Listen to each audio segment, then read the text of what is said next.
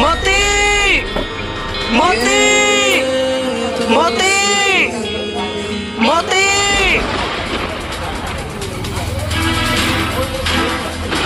আরে মতি এই